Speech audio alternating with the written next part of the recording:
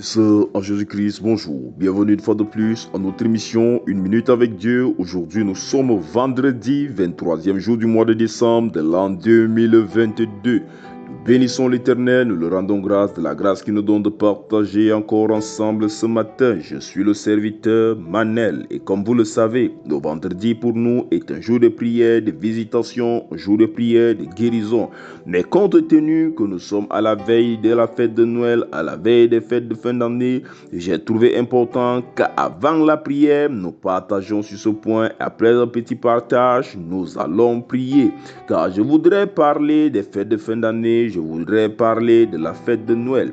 Parce qu'il est clair, certaines personnes, ils disent que la fête de Noël ne devrait pas être fêtée par les chrétiens, comme quoi la fête de Noël est une fête païenne, une fête satanique, que les fêtes de fin d'année ne pourraient être fêtées par les hommes de Dieu, par l'Église, par les chrétiens.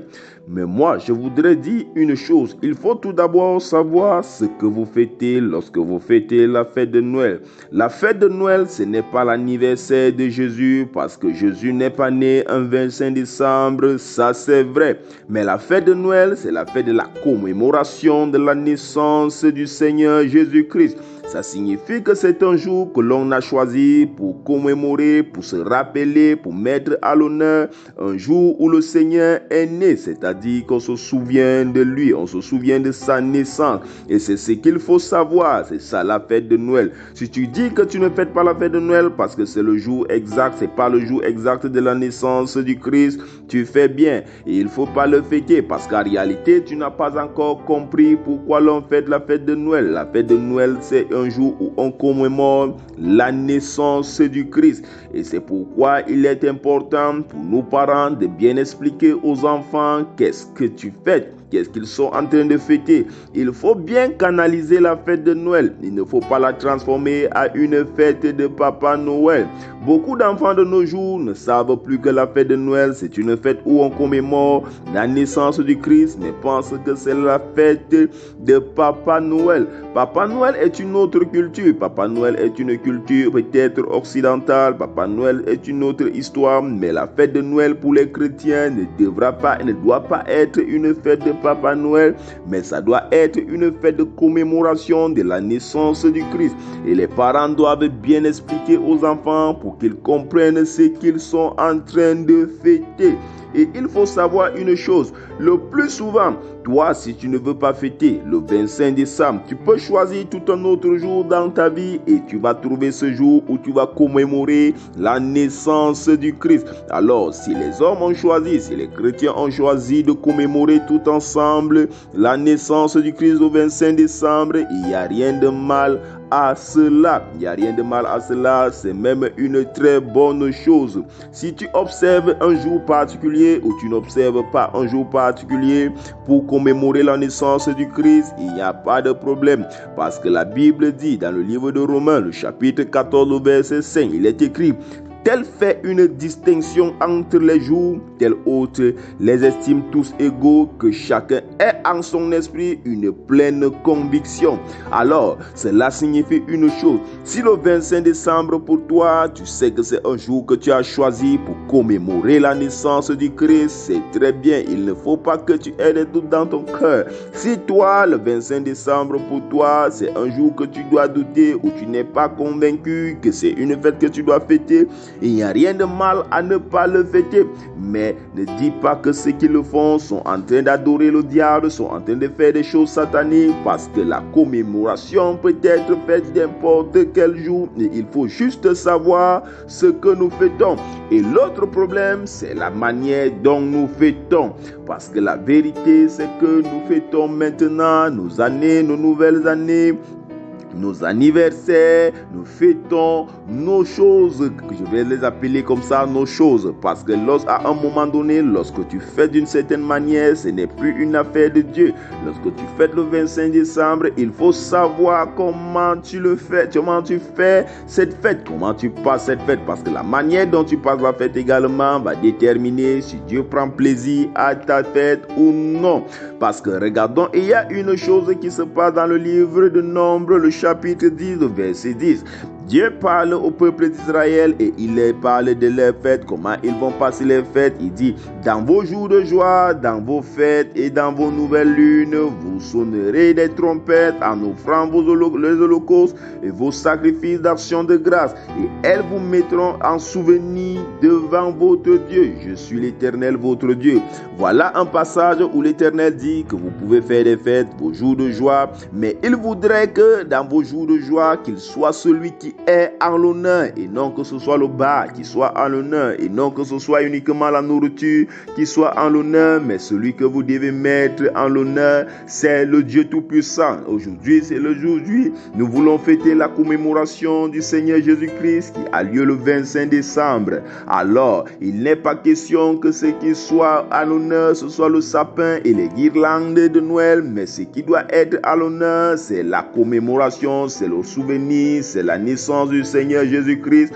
Quand nous étions jeunes, nos parents nous faisaient l'effort de nous conduire à l'église, ils faisaient l'effort de nous parler de la naissance du Christ. Nos parents faisaient l'effort. Les parents faisaient l'effort de nous faire visionner le film de la Passion du Christ pour que nous comprenions ce que nous sommes en train de fêter le 25 décembre. Mais aujourd'hui, c'est une culture, c'est quelque chose, c'est un enseignement qui disparaît parce que de nos jours, les parents se soucient bien d'autre chose que de se soucier d'enseigner à l'enfant quelle est la fête. Parce que beaucoup d'autres également ne comprennent même plus ce qu'ils sont en train de fêter.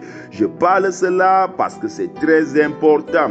Et un jour qui peut être pour toi un jour de bénédiction, tu peux le transformer en un jour de malheur. Parce que lorsque tu transformes le jour de la commémoration du Christ à un jour de fête, païenne, à un jour de fête de danser au bar, à un jour de fête où tu vas trouver un moyen de tomber dans l'ivrognerie, tu es en train de faire quelque chose de grave. Et c'est ce que le peuple d'Israël avait commencé à faire. Et regardons ce que l'Éternel dit dans le livre d'Ésaïe, le chapitre 1, le verset 14. L'Éternel dit, mon âme hait vos nouvelles lunes et vos fêtes, elles me sont en charge. Je suis las de les supporter. Il dit, mon âme hait vos nouvelles lunes, parce que le peuple d'Israël avait commencé à se comporter, à utiliser les fêtes pour être un moyen de se saouler davantage, de commettre de plus en plus d'impuretés, de s'éloigner davantage de sa face. Il a dit que son âme hait désormais ses fêtes. Alors, c'est la façon dont tu fasses la fête qui peut faire en sorte que l'Éternel prenne plaisir à ta fête ou non. Je dis cela parce que je voudrais que ces fêtes soient différentes pour toi, que tu les passes dans la prière, que tu n'oublies pas de mettre en avance pourquoi la fête est faite. La fête, c'est pour se rappeler du Seigneur Jésus-Christ, et le nouvel an, c'est pour rendre grâce à Dieu de la grâce qu'il nous donne encore par le souffle de vie. Et regardez ce que l'Éternel dit dans Ésaïe 1 à partir du verset 15. Il dit, quand vous étendez vos mains, je détourne mes yeux. Quand vous multipliez les prières, je n'écoute pas. Vos mains sont pleines de sang. Il dit, lavez-vous, purifiez-vous, ôtez devant mes yeux la méchanceté de vos actions. Cessez de faire le mal, apprenez à faire le bien, recherchez la justice, protégez l'opprimé, faites droit à l'orphelin, défendez la veuve. Venez et plaidons, dit l'Éternel. Si vos péchés sont comme le cramoisi, ils deviendront blancs comme la neige. S'ils sont rouges comme l'opprobre, ils deviendront comme de la laine, ils deviendront blancs comme la laine. Nous voyons ici, l'Éternel voudrait que les fêtes pour nous soient même une occasion où nous sommes purifiés davantage. Alors, lorsque tu commences à faire une fête, il faudrait plutôt que ton engagement soit tout autre, que ton engagement soit du genre, je arrête de faire telle chose, j'abandonne telle chose, je décide d'être une personne droite, je décide de laisser telle méchanceté. La fête pour nous doit être un moment de prise de conscience. Noël pour nous doit être un moment de prise de conscience où nous prenons conscience que le Seigneur nous a aimés, Dieu nous a aimés au point il a envoyé son Fils unique pour qu'il meure à la croix pour nos péchés, et le 25 décembre nous commémorons sa naissance. Donc ça doit être pour nous une occasion de devenir des personnes nouvelles, une occasion de changer, une occasion de nous améliorer, une occasion de devenir des personnes qui ressemblent davantage à puissance Jésus-Christ. J'ai trouvé très important que nous partagions sur cela. Surtout, je voudrais que les parents donnent davantage la place à la naissance du Christ le jour du 25 décembre, car c'est un jour où l'on commémore la naissance du Christ. Que Dieu vous bénisse, que les fêtes soient agréables. Nous allons passer à la prière. Nous allons commencer la prière. Nous allons prier pour que l'Éternel vienne et nous visite, pour que l'Éternel vienne et fasse des miracles au milieu de nous. Nous sommes arrivés au moment de la prière. Comme d'habitude, prends une position, celle qui te semble la plus humble possible, et prions ensemble afin de confier notre vie à Dieu et qu'il vienne et qu'il opère des miracles et des prodiges. Je voudrais encore le rappeler, il faut que tu le saches. Pendant que nous prions, c'est pas moi qui fais quelque chose, c'est pas moi qui guéris, c'est le Seigneur Jésus qui guérit. Alors tourne ton regard vers l'Éternel vivant, tourne ton regard vers le Dieu d'amour, tourne ton regard vers le Dieu très haut et il va certainement te visiter. Il y a beaucoup de personnes qui doivent trouver sa guérison, il y a beaucoup de personnes qui vont avoir des miracles financiers, il y a beaucoup de personnes qui vont avoir de la restauration. Et je voudrais qu'aujourd'hui nous nous penchions sur le livre de Actes, le chapitre 2, le verset 21. Il est écrit: quiconque invoque le nom du Seigneur Jésus-Christ sera sauvé. Et aujourd'hui, nous invoquons et tu seras sauvé. Alors, tu peux aller dans un endroit calme pour pouvoir prier sans que rien ne te dérange. Tu peux poser ta main où tu as mal. Tu peux également, pendant la prière, tenir une bouteille d'eau, un peu d'eau au-dessus de ta main droite et nous allons prier. Pendant que nous prions, prie également. Je voudrais que tu aies la foi, car l'Éternel est le premier qui veut te guérir. L'Éternel est le premier qui veut te restaurer. Alors, au nom de Jésus-Christ, nous sommes en prière. Dieu vivant, Dieu très haut, Dieu d'amour, Dieu d'Abraham, Dieu d'Isaac, Dieu de Jacob, nous venons devant ta face dans le nom puissant et souverain de Jésus-Christ. Éternel, nous nous confessons, nous reconnaissons que nous sommes pécheurs et que nous ne sommes dignes de rien devant ta face. Mais Père, par ton sang qui a coulé à la croix, nous savons que Père éternel, tu nous as restaurés, tu nous as lavés et tu nous as déversé sur nous l'autorité. Père, c'est tenu sur cette autorité par ton sang qui a coulé à la croix que je parle maintenant et j'ordonne que les maladies quittent les corps. Je prie maintenant pour toute personne qui a mal à la tête, qui a une douleur au niveau de la tête. Quelle que soit ton origine de la douleur, qu'elle soit au niveau de la nuque, qu'elle soit au niveau des yeux ou au niveau des oreilles, pose ta main au niveau où tu as mal et je déclare maintenant que tu es guéri. J'ordonne que cette maladie quitte ton corps au nom de Jésus-Christ. Quelle que soit la maladie, quelle que soit ta maladie, qu'elle soit au niveau de ton cou, je demande que tu poses ta main sur ton cou et j'ordonne maintenant que cette maladie quitte ton corps au nom de Jésus. Il y a des personnes qui ont mal, quelle que soit ta maladie, qu'elle soit osseuse, qui que ce soit qui a une maladie au niveau de l'os, que ce soit une fracture, que ce soit une carence, pose ta main où tu as mal. Si tu ne connais pas où la maladie est exactement, pose ta main sur ton front. Quel que soit ce qu'on a dit au niveau de tes os, de t'ordonne, je te déclare maintenant guéri au nom de Jésus-Christ. Il y a des femmes qui souffrent au niveau du sein, des cancers. Quelle que soit l'origine du cancer, quelle que soit la gravité du cancer, je t'ordonne que cette maladie quitte ton corps maintenant au nom de Jésus. Pose ta main au niveau du cancer, au niveau de la douleur. Si tu ne connais pas où tu as mal, pose ta main sur ton front. J'ordonne maintenant que cette maladie quitte ton corps au nom de Jésus. Il y a des personnes qui ont le diabète, il y a des personnes qui ont le diabète. Si tu as le diabète, pendant la prière, tiens une bouteille d'eau à ta main et après la prière, bois cette eau. Et pendant que tu bois cette eau, j'ordonne que ce diabète libère ton corps au nom de Jésus. Toute personne qui a une maladie au niveau du sang, que ce soit le diabète, que ce soit le sida, que ce soit une maladie, le cancer du sang, tiens ta bouteille d'eau et après la prière, bois cette eau et que l'Éternel te visite. Tu es guéri au nom de Jésus-Christ. Il y a des personnes qui souffrent au niveau des appareils intimes, au niveau de l'appareil génital. Pose ta main, quel que soit ce qui causait ton infidélité, quel que soit ce qui causait ton infertilité. Je donne maintenant que cela libère ta vie au nom de Jésus-Christ. Toute personne qui est en train de chercher le fruit des entrailles, pose ta main, que les femmes posent leurs mains au niveau du ventre, que vous posez vos mains au niveau du ventre. Je donne maintenant que quelle que soit la chose qui retenait tes trompes, quelle que soit l'origine des myomes, quelle que soit l'origine des fibromes, que cela libère ta vie maintenant au nom de Jésus-Christ. Il y a des personnes qui souffrent au niveau de leur foyer. Votre foyer est en guerre. Votre foyer est en guerre. Il y a des personnes qui ont des étoiles volées, les mariages qui n'arrivent pas à venir, qui n'arrivent pas à aboutir.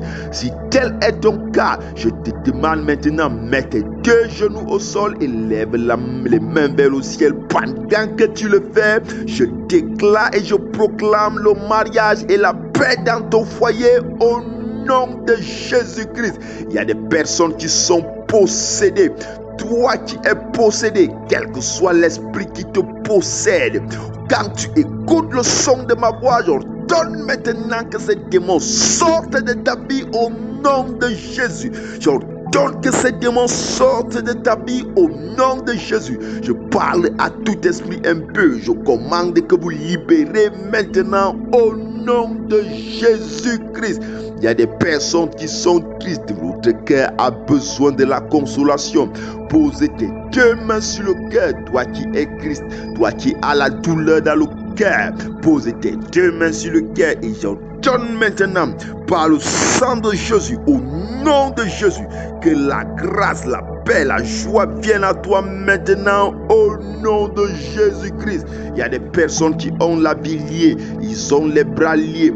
Toi également qui es en train de remarquer que tes entreprises ne fonctionnent pas, que tes blocages financiers sont intenses, que tu n'arrives pas à prospérer dans tes affaires. Il y a des femmes, il y a des hommes qui font dans le commerce, mais c'est attaché.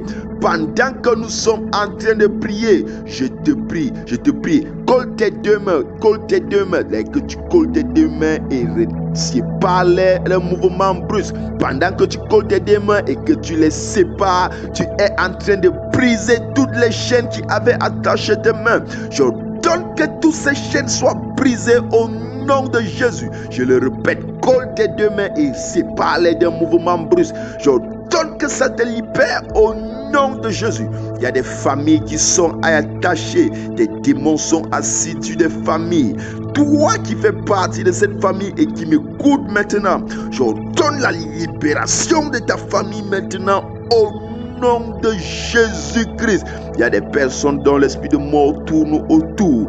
Quel que soit l'esprit de mort, quelle que soit l'origine, je donne que cela retourne maintenant au nom de Jésus. Il y a des personnes qui souffrent d'esprit de mari de nuit, de masturbation, de nourriture de nuit. Pendant que je parle maintenant, je donne que tout ce que l'ennemi a mis dans ta vie, cela sorte maintenant. Que ça sorte maintenant au nom de Jésus-Christ. Il y a des personnes qui souffrent abondamment. Il y a des personnes qui souffrent abondamment. Tout ton corps est cassé. Pendant que je prie, pose ta main sur ta tête. L'Éternel te visite maintenant au nom de Jésus-Christ. Il y a des personnes qui souffrent d'infections urinaires. Il y a des personnes qui souffrent de troubles urinaires. Il y a des personnes qui ont des douleurs au niveau des reins, les calculs rénaux. Il y a des personnes qui souffrent d'insuffisance rénale. Il y a des personnes qui souffrent d'hépatite. Toutes ces maladies, j'ordonne qu'elles libèrent vos vies au nom de Jésus-Christ. J'ordonne qu'elles libèrent au nom de Jésus-Christ. Il y a des personnes qui manifestent. Il y a des personnes qui manifestent. Quel que soit l'esprit qui est en train de manifester en toi, j'ordonne que cela te libère maintenant au nom de Jésus-Christ. Il y a des personnes qui souffrent depuis des années. Tu souffres depuis des années. Toi-même, tu ne connais pas l'origine de ton mal. À partir de cet instant, je te déclare guéri au nom de Jésus. Il y a des personnes paralysées. J'ordonne que cela libère ton corps au nom de Jésus-Christ. Commence à bénir l'Éternel. Qu'on ait mentionné ta maladie ou pas, bénis l'Éternel parce que Dieu t'a guéri. Dieu t'a visité. Dieu a guéri. Il y a de nombreuses guérisons. Il y a de nombreuses visitations. Il y a de nombreuses libérations. La libération est grande. Bénis l'Éternel. Bénis Dieu d'avoir fait cela dans ta vie. Remercie l'Éternel. Crois que tu es guéri. Crois que tu as été visité. Car l'Éternel a guéri plus d'une personne. L'Éternel a visité plus d'une personne au nom de Jésus-Christ. Père, nous te bénissons, Éternel, nous te rendons grâce, nous te disons infiniment merci. Nous te disons infiniment merci, Père, pour ta visitation, pour ta guérison. Merci, Seigneur, pour ces personnes que tu as visitées et guéries. À toi soit toute gloire, à toi soit tout honneur, par Jésus-Christ. Au nom de Jésus-Christ, nous avons prié. Amen. Également, si tu as reçu une visitation, une manifestation, si tu as été guéri, tu vois des signes de guérison dans ta vie, tu as été libéré, envoie ton témoignage. Ne manque pas d'envoyer ton témoignage en faisant un audio et envoyant par WhatsApp au plus 237 696 44 12 73. Que l'Éternel vous bénisse. Passez des agréables fêtes de Noël au nom de Jésus-Christ. Shalom, shalom, shalom.